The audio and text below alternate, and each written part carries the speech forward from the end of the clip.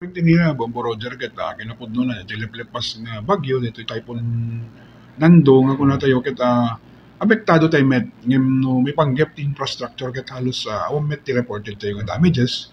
Di lang nga the damages ti nga talaga ket dito'y crops damages so digiti lalo digiti for harvest, flowering stage ada reported tayo nga damages itangem hamet nga isut kadwan although ti latest nga report mi ket around 12 million ti na damage nga ngem sapay ko mata makarecover da digiti nga reported nga damages ti crops.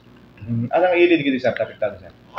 Different locations Bombo Roger dati Vintar, dati Bacara, Solsona, Dingras, different locations ti ni-report kinyami nga damages. But infrastructure sir kiniya? Infrastructure Bombo Roger ket awan kasi digiti damages and previously damages nga madalang nag-rebate nga reported mi digiti di ko ni previous years.